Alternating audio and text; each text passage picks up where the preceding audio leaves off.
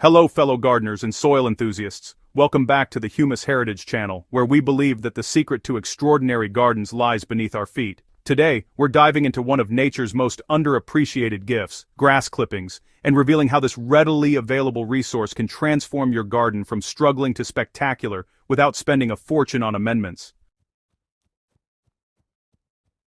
Every time you mow your lawn, you're generating literal gold for your garden. Yet most gardeners treat grass clippings as waste destined for the curb or compost bin where they're quickly forgotten. What if I told you that these fresh green trimmings hold the extraordinary power to build rich, living soil from practically nothing? In an era where quality compost can cost $30 or more per bag and organic amendments drain our wallets faster than we'd like to admit, discovering that wealth has been sitting in our yards all along feels almost revolutionary. The transformation from depleted, lifeless dirt to vibrant, humus-rich soil doesn't require expensive inputs or complicated formulas. It simply requires understanding how to harness what nature provides freely every single week during growing season. Before we dive into the practical methods, let's understand what we're actually creating here. Humus represents the final stage of organic matter decomposition, a stable, dark, spongy substance that serves as the foundation of truly healthy soil. Unlike fresh compost or partially decomposed material, humus resists further breakdown and remains in your soil for years, continuously improving its structure and fertility. This magical substance acts like a warehouse for nutrients, holding on to calcium, magnesium, nitrogen, and countless other elements until your plants need them, while simultaneously creating spaces for air and water to move freely through the soil profile. The transformation from grass clippings to humus happens through the tireless work of soil microorganisms, billions of bacteria, fungi, and other decomposers that literally eat the fresh clippings and convert them into stable organic compounds.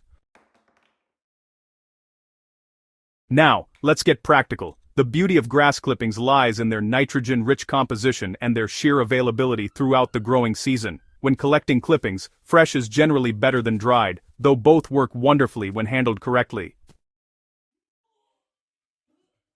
If you're sourcing clippings from your own lawn, make absolutely certain you haven't applied herbicides or synthetic fertilizers for at least 3 mowing cycles, as these chemicals can devastate your garden plants when concentrated in your soil-building efforts.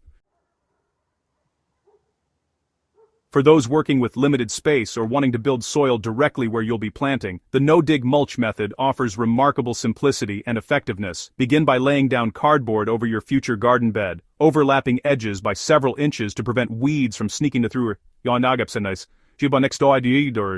Thin sacks, spread your grass clippings in thin layers, no more than 2 inches deep at any time, directly over the cardboard. For gardeners with more space or those wanting to create larger volumes of finished humus, the traditional composting pile method delivers faster results with more control over the final product. Success here hinges on balancing your nitrogen-rich grass clippings with carbon-rich brown materials in roughly a 2-to-1 ratio by volume.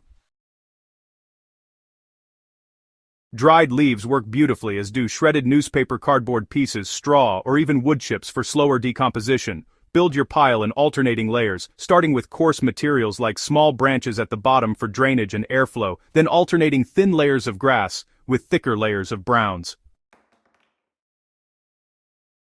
The critical step that separates success from failure is regular aeration. Grass clippings contain abundant nitrogen and moisture, which can quickly create anaerobic conditions where beneficial microbes suffocate and unpleasant odor-producing bacteria take over.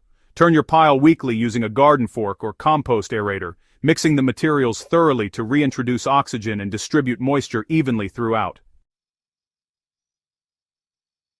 Once you've mastered the fundamentals, several advanced techniques can supercharge your humus production and improve your results. Managing moisture proves absolutely critical. Too dry and microbial activity crawls to a halt. Too wet, and you create the anaerobic nightmare we discussed earlier.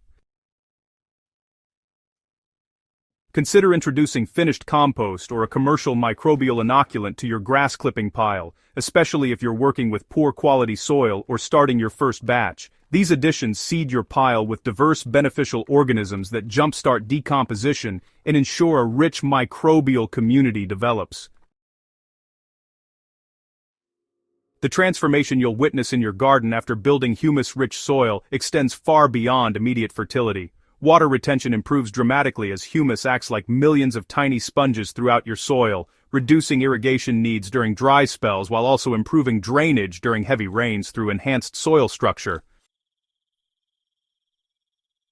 This approach to soil building represents more than just a gardening technique. It's a fundamental shift towards sustainable, regenerative practice that works with nature rather than against it. By transforming what others consider waste into the foundation of garden fertility, you're closing nutrient loops, reducing your environmental impact, and building true food security through living soil. Now, I want to hear from you. Have you tried building soil with grass clippings? What challenges have you faced and what surprising successes have you discovered? Share your experiences in the comments below, and if you found this guide valuable, please subscribe to the Humus Heritage channel, and share this video with fellow gardeners who deserve to know that extraordinary soil doesn't require extraordinary expense, just understanding and consistent effort with the resources nature provides freely.